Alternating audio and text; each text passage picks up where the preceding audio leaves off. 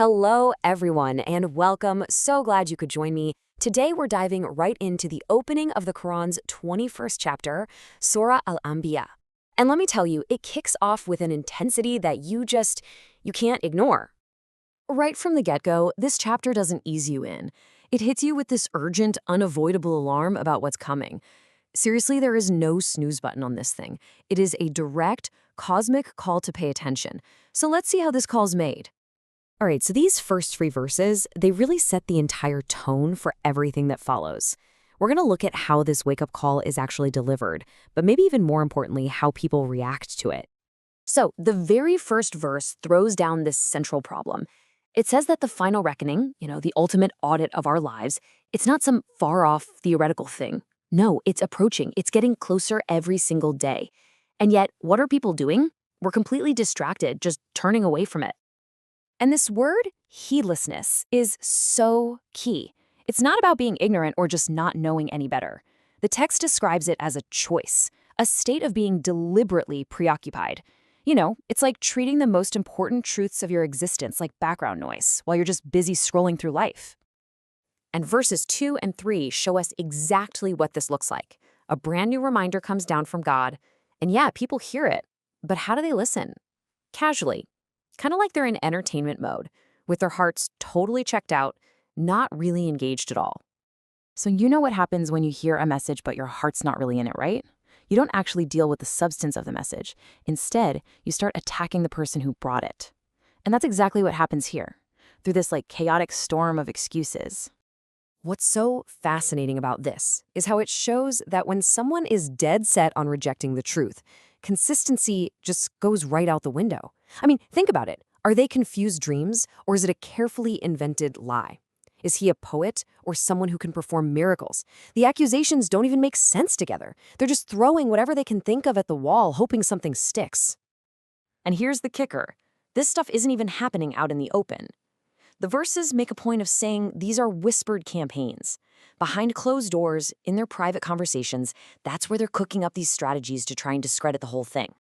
And the divine response to all this plotting, it's just so calm and powerful. There's no frantic defense. It's just a simple statement of fact. My Lord hears and knows everything. Every whisper, every secret plan, it's all out in the open for him. Nothing is hidden. Okay, so now the text kind of zooms out. It pulls the camera back from this one specific moment to show us that this whole pattern, this cycle of denial and deflection, is nothing new. I mean, this is a story that is played out over and over and over again throughout history. And history gives us this super clear blueprint, doesn't it? Demanding miracles isn't some sincere search for truth. It's usually just another excuse, because a miracle isn't going to fix a heart that's full of arrogance. And we're also reminded that God's messengers have always been human. They ate food, they got older, they were relatable people, not some kind of untouchable myth. So this reveals a core principle that's woven through all these verses. God's promise always comes true.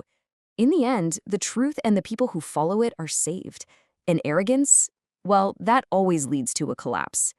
It shows us that real salvation is tied to our obedience, not to how much power or status we have in the world. Which, of course, brings us to the inevitable outcome. This is what happens to those who just keep hitting snooze on the alarm, who mock the message, and who really believe their own power will last forever. So the whole narrative shifts here from a warning to, well, a pretty chilling play-by-play of the consequences. And look at the timing of this. The panic only sets in when the punishment is right there in their face. And their confession? Yeah, that comes too, but it's tragically, devastatingly too late. This moment of divine irony is it's piercing. It's like they're being told, hey, don't run away. Go back to all those fancy homes and all that luxury you trusted in. Maybe they can answer for you now. I mean, the very things that made them feel so secure are now shown to be completely worthless when they need help the most. And that's really the devastating lesson here. Their confession, indeed, we were wrongdoers. It's totally accurate. It's probably even sincere in that moment. But it's useless because it comes long after the deadline for turning things around has passed. And all of this brings us to this one incredible verse that's kind of nestled right in the middle of this whole historical story. The text says that this book, this Qur'an, it's not just a collection of stories about other people from long ago. It's a mirror. It contains your mention. And that means it's about your purpose, your honor, and the blueprint for your own life and its potential consequences. So this entire section, and really the surah itself, ends by turning that mirror right back on us. It leaves us with the same sharp, vital question that the text poses.